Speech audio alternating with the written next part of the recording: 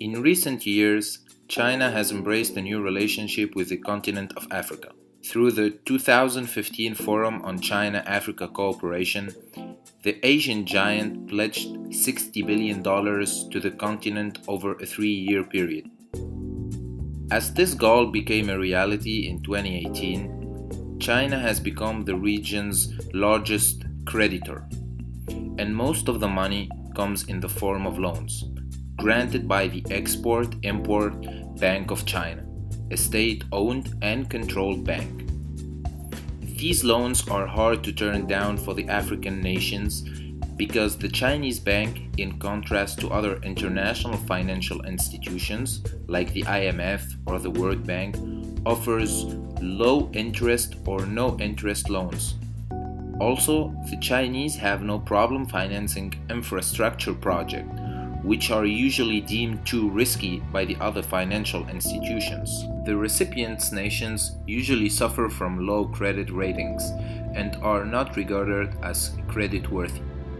These nations have great difficulty obtaining funds from the international financial market.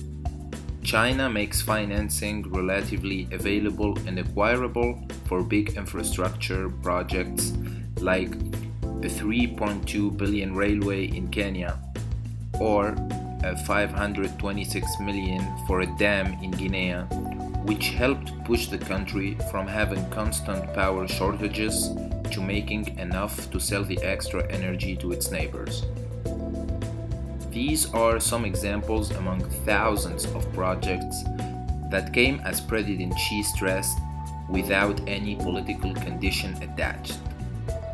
This promise of unconditional aid distinguishes Chinese aid from other traditional donors who usually require recipients to undergo changes in governance, structure, and adhere to what they call international best practices. But what does China gain from this relationship? First of all, Africa's rich energy reserves, minerals, and raw materials directly fuel China's quest for natural resources to boost its domestic economic growth. China also had its eyes on Africa for its market potential. Chinese manufacturing industries enjoy the unique advantage of producing a large variety of products at a relatively low price, which fits the market demand of the less developed African countries. This helps China find alternative solutions to its economic growth since the period of double GDP growth is over. Beijing also requires that infrastructure construction and other contracts favor Chinese service providers. 70% of them go to approved, mostly state-owned Chinese companies, and the rest are open to local firms, many of which are also joint ventures with Chinese groups. Chinese officials have consistently emphasized that China's goal in Africa has never been the economic benefits.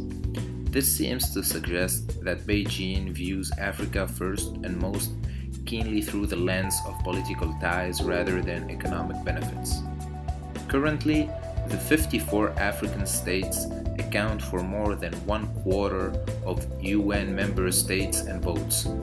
China has relied on African countries' support at the UN for its political agenda. Also, China relies heavily on diplomatic support and cooperation from African countries on key issues in the international arena and at multilateral forums. Another of China's key political aspirations in its relationship with Africa is to end Taiwan's diplomatic presence on the continent. For Beijing, it's a matter of fundamental regime legitimacy that Africa embraces the One China policy and accepts Beijing rather than Taipei as the only lawful representative of China. As President Xi promised another $60 billion in investment for the continent, Western officials warn African nations to carefully consider the agreements as to not forfeit their sovereignty.